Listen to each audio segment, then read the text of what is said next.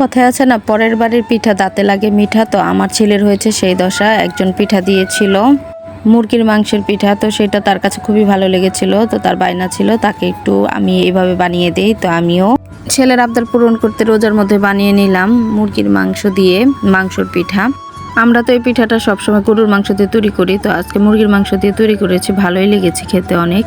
প্রথমে হলুদ আর লবণ দিয়ে মুরগির মাংসটা সেদ্ধ করে নিয়ে এভাবে কুচি কুচি করে ছিঁড়ে নিয়েছি হাত দিয়ে। তারপরে গরম মশলা দিয়ে দিয়েছি, তেলে পেঁয়াজ দিয়েছি কুচি কুচি করে, মরিচ কেটে দিয়েছি, আদা রসুন জিরা বাটা ধনিয়া গুঁড়া সব কিছু দিয়ে মুরগিটা এভাবে নেড়ে চেড়ে নিব। একটু রসালো রসালো রাখবো, কোনো ঝোল থাকবে না, কিন্তু একটু রসালো থাকবে যেন পিঠাটা বানানোর পরে কামড় দিয়ে খেলে একটা জুসে জুসে ভাব থাকবে।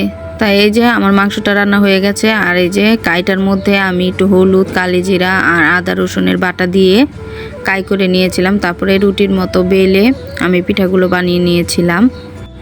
একদিকে আমি পিঠা বানিয়ে ভাজছি, আরেকদিকে এক পিঠা খাওয়া শেষ হয়ে যাচ্ছে। মানে পিঠা বানানোর মানুষের অভাব, কিন্তু খাওয়ার মানুষের অভাব নেই আমার ঘরে। এই পিঠাগুলো বানিয়ে একবারে ভাজা যায় না, কয়েকটা করে বানিয়ে বানিয়ে ভাজতে হয়। ওই যে দেখতে পাচ্ছেন পিঠাগুলো ফেটে যাচ্ছে, তো এরকম হয় পিঠা একসাথে ভেজে রাখার জন্য। তাই এই পিঠাগুলো আমি দেখাতে পারিনি, কারণ এগুলো আমার বানাতে বানাইতে খাওয়া শেষ হয়ে গিয়েছিল। মাংসর পিঠা আমাদের বাসার সবারই খুব পছন্দ। তো ছেলের উসিল্লায় সবাই পিঠাগুলো আমরা খেয়ে নিলাম। রোজা থেকে বানাতে একটু কষ্টই হচ্ছিল, তারপরও ছেলে যেহেতু আবদার করেছে বানিয়ে দিতেই হবে, কিছু করার নেই। তবে অল্প পরিমাণ বানিয়েছিলাম, যার কারণে তাড়াতাড়ি শেষ হয়ে গিয়েছিল পিঠা বানানো। ধন্যবাদ সবাইকে ভিডিওটি দেখার জন্য।